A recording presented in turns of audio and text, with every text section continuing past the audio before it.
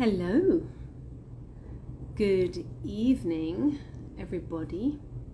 Charlotte here from Enriching Environments for our Top Tip Tuesday Masterclass here on Instagram Live.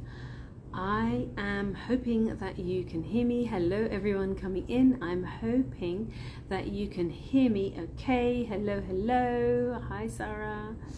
Can someone just give me a sound check? Hi David, hi Jenny.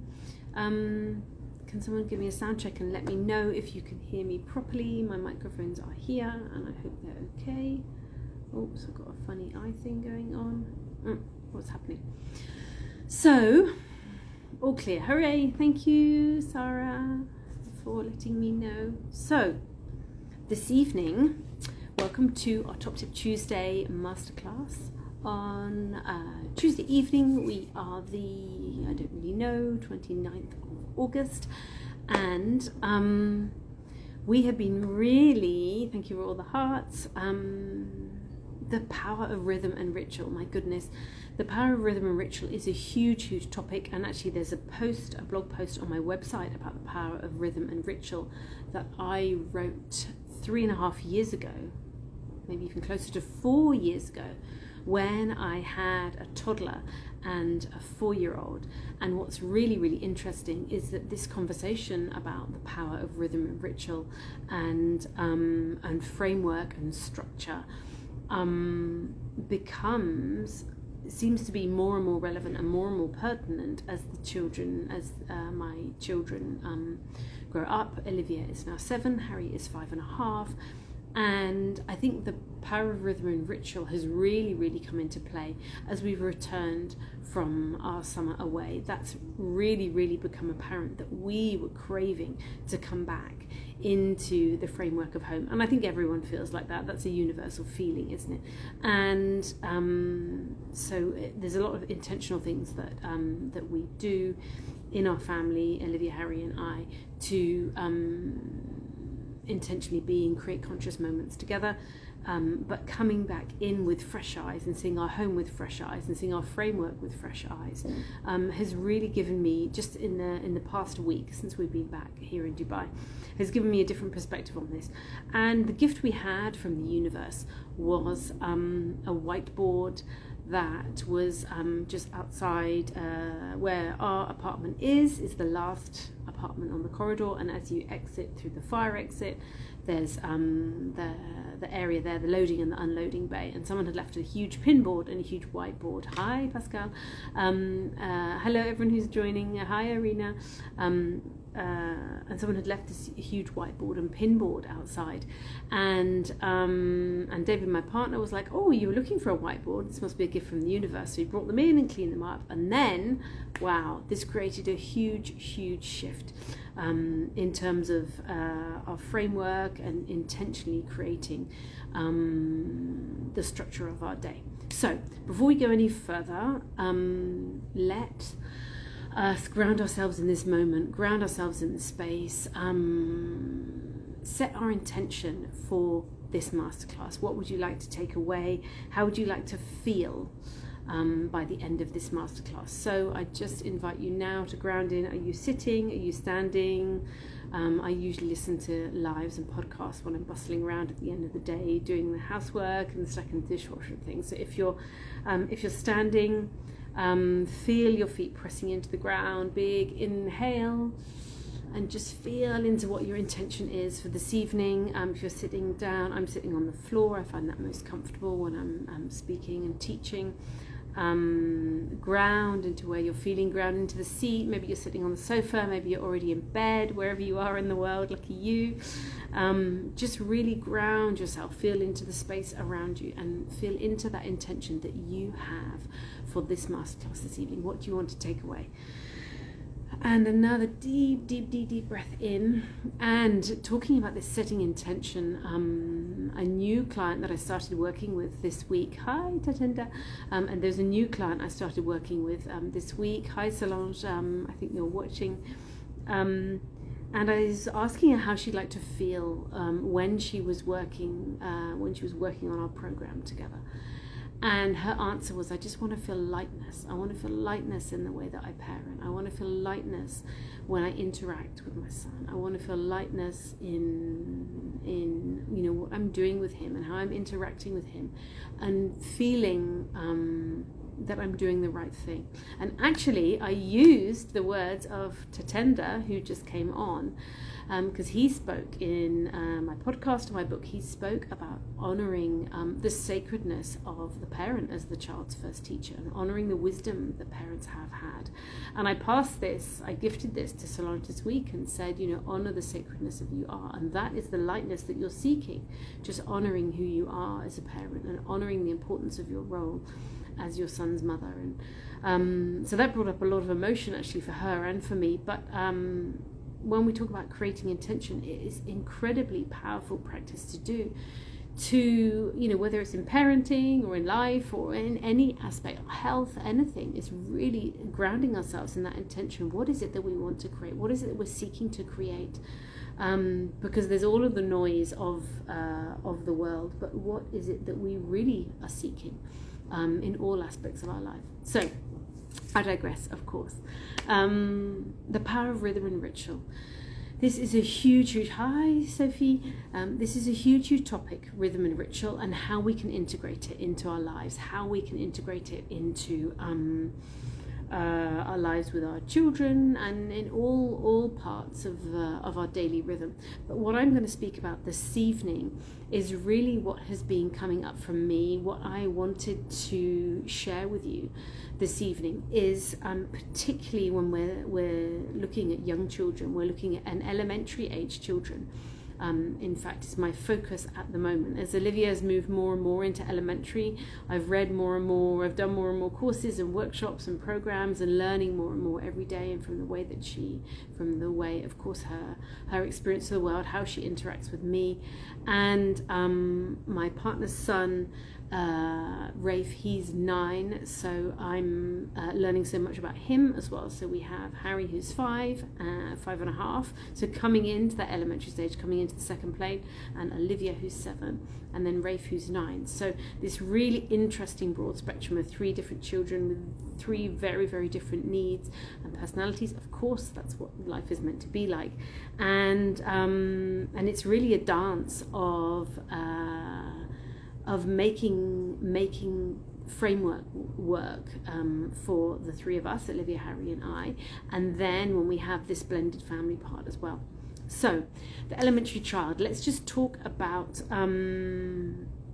the intentional creation of days or weeks or months or however you want to do it. But the whiteboard, how this has really served me, and you saw on my reel, on my feed, that Olivia actually filling in what she was going to do day to day. And this is what's so amazing. Once we started this, I only started this last week, just when we got back from our travels over the summer, and Olivia writes the day of the week at the top, and then I write what calls I have that day, or which clients I have. I write down what time we're going to have dinner, bath, and then our story in the evening. And then everything else is just left for the children. So really the question is, what would you like to do? How would you like to spend today? What are your, and the question I ask is, what are your needs today? And they write down everything. And it really feels like when we first gift children this choice, they're going to come out with the most outlandish choices and suggestions and ridiculous things that we can't fulfill. But what's really grounding to know is that the more we get into the habit of this, is really asking what our children want and hearing them, and them feeling heard and feeling seen. The stuff that they want to do is really simple. Olivia writes every single day, climb trees. And it's just so amazing that it's so simple. What she really wants to do is climb trees, maybe go to the pool, lay the table for lunch, and then obviously weekend looks different and we have different focuses and things, but it's really simple. It's a really simple way of making sure everyone's needs are met as much as possible. And it's been a light bulb moment for Harry as well. Harry's 5.5. He hasn't really written before. He's I definitely call him from an educator's perspective, pre-writing. He recognises all of the sounds, and he's done the sandpaper letters at Montecole, the Montessori school where he is. But he's pre-writing. But with the whiteboard, it's been just amazing. He's just exploded into wanting to write, and he wrote his name on there the other day. He's like, look, I've written my name, and then he wrote all the other things he wanted to do. His writing isn't decipherable, nothing is written in a way that you or I could understand.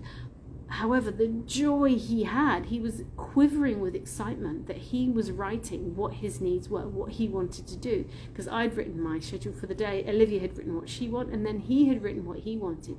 And the power you felt from him, and the excitement from him, him feeling seen and feeling heard, and coupled with that, this joy of writing.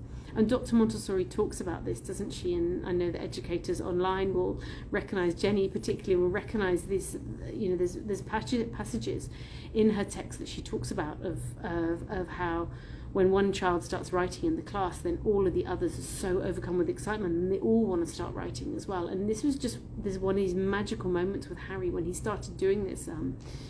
If it's yesterday, it was a couple of days ago, but it was really, really powerful. So, coming back to the whiteboard. So what we want, what we know for sure is the elementary age child. So from about 5.5 onwards, you're going to see a shift in your child. You're going to see moving away from this collaboration that's really apparent when they're 3, 4, 5 years old. They want to do most things as a family. They really, that sense of family and belonging is really, really important to them. And then from the age of 5.5, there's going to be a lot more rude language, as we covered last week. There's a lot more rudeness. There's vulgarity. There's going to be swearing. There's going to be bad language. There's a lot of resistance of what other people want to do. Siblings who previously would play really, really harmoniously. There's often a lot of resistance towards younger brothers and sisters in this stage as well. And what we would kind of consider to be quite a sociable child to then quite a resistant and antisocial child. And this is a normal path of development. This is the child moving from the first plane to the second plane. And we've spoken about this before, how every 6 years the child is essentially reborn again. And so this transition period between the planes of development, so that is 5, 6 years old, 11, 12 years old, and then 18, 19 years old. Every 6 years the child is reborn again. They can be difficult, these transition periods. So 5 and 6 years old, we start seeing these second plane tendencies of this kind of resistance, and it's not fair, and refusing to do things, and slamming doors, and all of those behaviours that can make us think that our really delightful 4-year-old has just turned into a nightmare overnight. However, the key to this, really the key to this, is that this 5, 6, 7-year-old child is now extending their reach, and they are working out more consciously how they fit in the world, how the world works. If they reject this person or rude to this person, what's going to happen? This is all more, who am I? Where do I fit in? They want to know how to behave in a social group.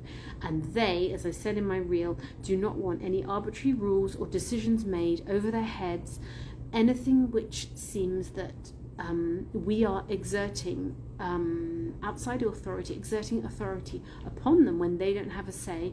They are going to resist. They are not going to like it at all.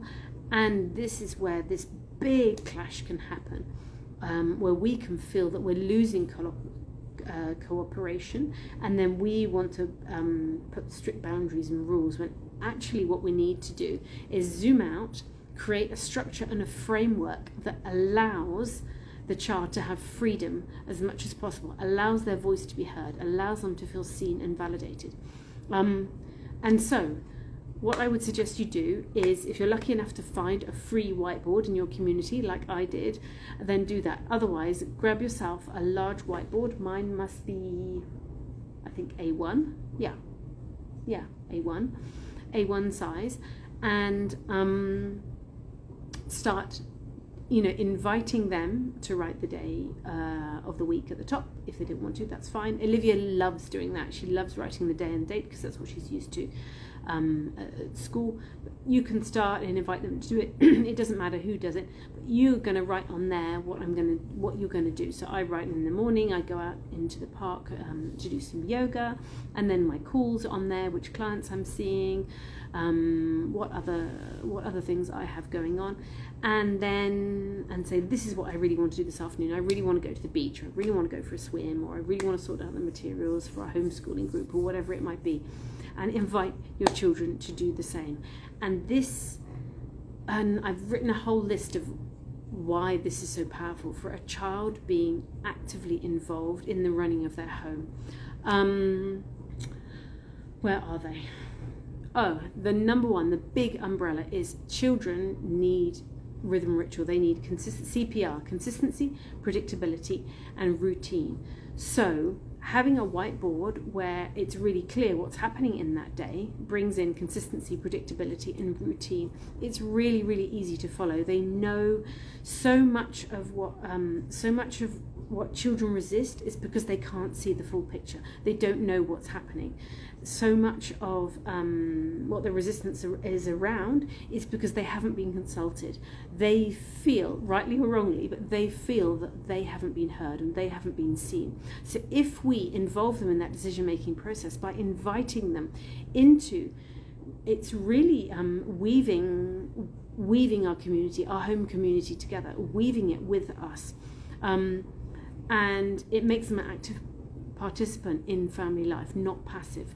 We don't want them to have this sense that they're having stuff done for them the whole time. One, it's going to make them resistant, but two, it actually dumbs down any human's natural need to develop a sense of agency. We all have this innate desire. In Dr. Montessori's work, it's referred to as the human needs, and it's covered in lots and lots of different educators and different approaches. But we have this human need in order to, for, as Maslow would say, self-actualization, to improve ourselves. Self-development, personal growth, all of this is developing a sense of agency. All of these are innate human tendencies, human needs, for us to be able to be the best we can be. That's within us, deep, deep, deep within us.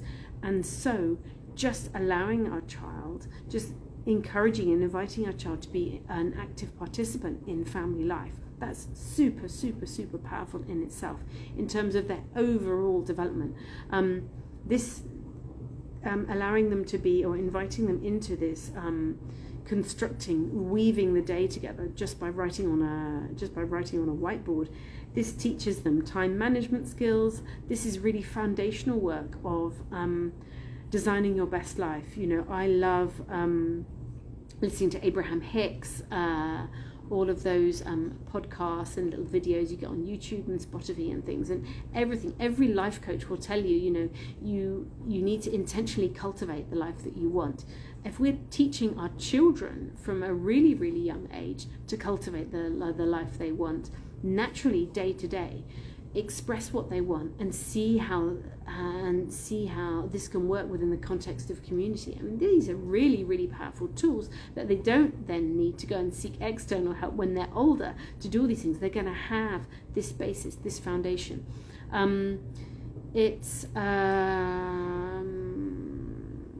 What am I saying? It's also, what's really interesting is it indirectly cultivates and develops a sense of responsibility, but without the lecture, without the boring lecture behind it and the preaching behind it. Because if there's something that needs to be done that day, I don't know what it might be, preparing for school or completing a report or whatever it might be, that can go on the whiteboard along with the needs and the desires and the wishes.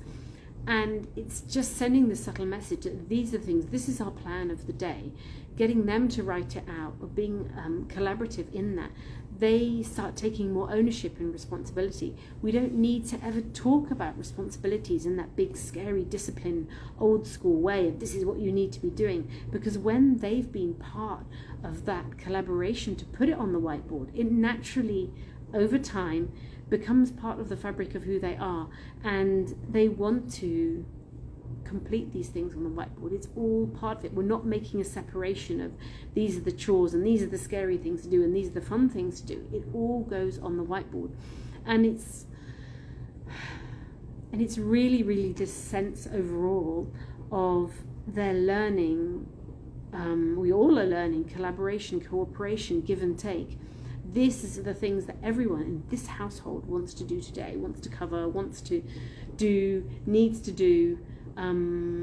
Stuff that they need to take care of today, but everyone's voice can be heard. Some days not everything's going to be possible, but what can we do to make this work for as many people as possible? What can we do to fulfill as many needs as possible today in all of the family members?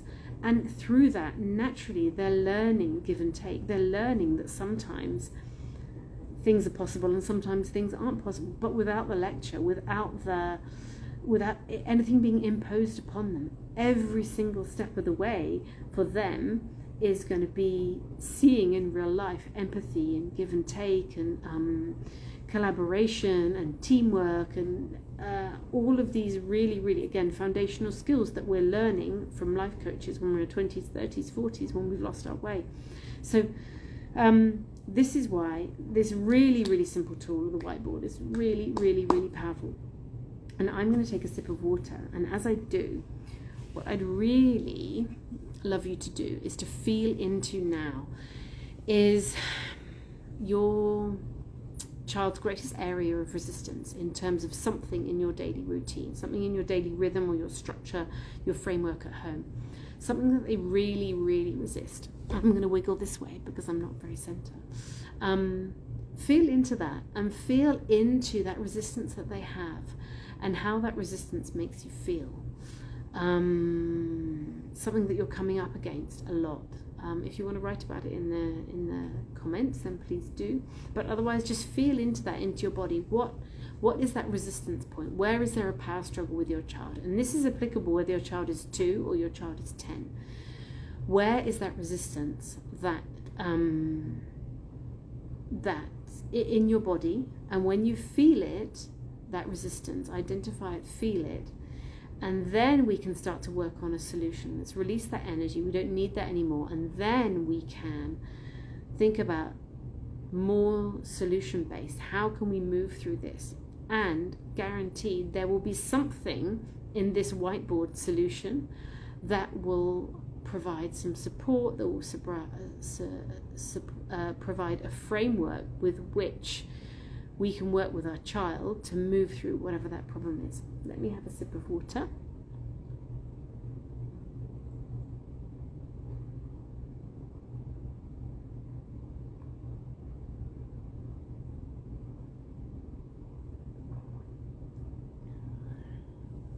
So once you've felt into that resistance,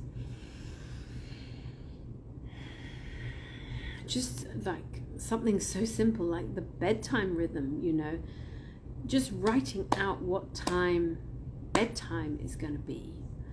And well, I don't actually even say bedtime. What I do is I say when dinner's going to be, when they're going to have a bath or shower, and then what time the story will be. And I don't talk about bedtime or lights out.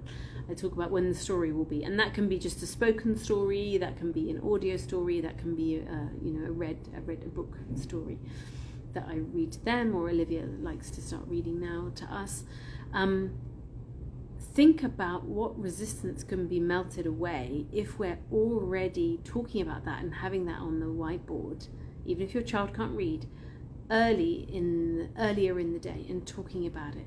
And then there's the reminder, and then you look at the clock and you refer to the whiteboard, and there's that reminder. That's what's really, really powerful, is setting expectations. If we can create a framework where expectations are set, then there's complete freedom that's what the whole, and my partner and I have been talking a lot about this recently, but the whole point of a framework, and if we put it in Montessori terms, the whole point of ground rules in the classroom is so that there's freedom within the ground rules. The whole point of having a framework of our community, a structure of our home life, is so that there are fewer limits and fewer rules when you're when you are in the family, in the community.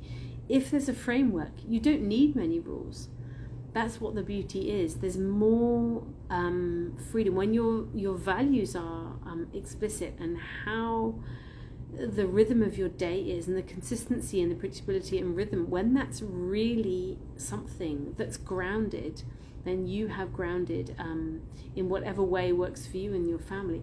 We don't need so many rules. You know, the beauty of a Montessori classroom, there's only 3 rules. You can't do anything to harm yourself, to harm the environment, or to harm others. Like, those 3 pretty much cover everything. You don't need pages and pages of notes and handbooks and how to behave and all these other things, because those 3 simple rules cover pretty much everything. And that's what is really the power within creating a framework that works for your family. Everyone knows what their expectations are. Everyone knows more or less where the flexibility is, and within that framework there is freedom. So this is all about intentionally crafting our life, which is a really, really important life skill. As I said, if you listen to any of the motivational stuff like Abraham Hicks, I mean, there's tons and tons of stuff on YouTube, isn't there, and Spotify, but I love all of that stuff about, thinking and feeling into what it is that you want, visualization. So now what I'm going to do is invite you into some visualization, and this is how we're going to finish this session. So when I was speaking at the beginning, circling back to my client who said what she wants to feel during this program, when we work together, she wants to feel that she has lightness in her parenting, and she has more lightness in the way that she lives her life, and her home life, and her parenting, and also her work-life balance. So I invite you to feel into how you want to create a framework or a structure that works for your family. You're going to go and buy this A1 whiteboard, and you're going to see what works for you. You're going to see if your child wants to write on it, or a younger child might want to draw on it. What do they want to do today? That's a beautiful invitation for a child, for a pre-writing child. All of the expression of a younger child comes through in creativity. So get them to explain what they'd like to do today through a picture. Get them to write that on the whiteboard. An older child can write, or an older child can do a picture. You can do a picture. The point is that everyone feels seen and heard. What do you really want to do today? What are your needs today? Get it all down, and that is so powerful. Just having someone give us permission to say what it is that we really, really want. That means that we have a voice. That means it's safe for us to express ourselves. That means that someone thinks we're important enough. And we don't need any tricks or tools or anything else in terms of parenting, other than for our children to feel seen and heard. And this is just one way of doing it with the whiteboard. However, it's really, really powerful. It's really, really working for us. When Harry will go back to school next week, and Olivia the following week, I'm starting a elementary homeschooling pod here in Dubai with another family. Get in touch if you are interested in joining. But it'll be interesting to see how it works out once the children are at school, because very much it's going to be the focus on what would they like to do in the afternoons, and it's going to shift slightly. What will their rhythm like to be in the morning before they go to school? What time do they want to get up? Do they want to play in the park? A big thing for us is having outdoor time before they go to school. We live just opposite the park, and particularly during the cooler months, they would get up and be still in their pajamas and just run across to the park and play before it was time to come in and get ready for school. So, and preparing for the day the night before, for example, and talking through how you want your morning to go, how you want your day to look the following day. That again is a key life skill. Every single life coach and mentor will say to us, plan out your day. The night before, deconstruct what happened during the day. Look at that, see what worked, reflect upon that, what worked, what didn't work. And then for the following day, write your list, write your intentions and your expectations and your needs and your desires for the following day. We can do this with our children. These are incredibly powerful. There's that great book, Atomic Habits. These are, and I think actually writing your list the night before is one of the Atomic Habits, isn't it? These are really, really powerful tools to model and to practice and to live by in our family, to gift to our children. So visualize how this whiteboard can help. Feel into it. Get your whiteboard and feel into it. Invite your elementary child to write on it. Invite any child who's pre-writing or even a writing child to draw on it. What are their needs? What are the desires? What are they looking to do day to day? And just see this magic, see the cooperation. And then when those things that they don't want to do less, the things that they don't want to go to the supermarket with you, and the other errands that they don't want to do with you, the must-dos that they're not really that keen on being involved in, that becomes a lot easier when you've got it written on the whiteboard that we're going to be climbing trees and we're going to spend half an hour intentional time in nature in the morning, and then we're going to go and do this. That all becomes, the collaboration becomes so much easier when everyone feels seen and heard. So, breathe into that, set your intention for tomorrow, as your children get up, and if they're in the part of the world where they're starting the new academic year. I hope that's all going smoothly for you. Feel into how you can create a framework for your family that supports the needs of all members as much as is possible. Thank you so much for joining me this evening. I forgot to mention my book at the beginning of the live again. So next week, I promise you I'm going to tell you about my book first. I wrote a book in the past year. It's called The Montessori Mission, and it is a celebration of the diversity and the richness of Montessori around the world. Montessori is the largest pedagogy in the world with over 20,000 schools globally. Unfortunately, the image that we often see, the dominant image of Montessori is white educators and white children. And in my book, what I really sought to amplify was the voices of educators around the world in so many diverse communities, using Montessori in alignment with their cultural values, with their often traditional values, in a way that serves and nourishes their children, without having to fit into the stereotypical idea of what a Montessori classroom or what a Montessori child or what a Montessori guide looks like. It is called the Montessori Mission. It was originally conceived as a 10-episode podcast series, and then I turned it into a book. Each chapter is a love letter to each of those guests who participated in the original podcast. I've included poems, or they have included poems from their culture, artwork, photos of their Montessori journey, their personal story, and what Montessori means to them. I absolutely love this book so much. I keep diving into it myself to draw upon the wisdom from the guests, the 10 guests that joined me. Tatenda is watching, and he is one of those guests. I keep coming back to it time and time again. There is so much richness, and there is so much wisdom, and there is so much hope and joy and humility that gives us such a clear vision of what education can be, and is, as Jean-Marie Paynel said, who is chapter 1 in the book. This book is the book for anyone who's seeking to elevate parenting and education. So it is available on Amazon, on Kindle, and in paperback, The Montessori Mission, and they will ship all over the world, as they do. Thank you so much for joining me, and do send in your questions. I'm loving these questions about elementary children, but toddlers are my favourite, so I can cover whatever is your need. Thank you so much for joining me. Take care, and I'll see you next week.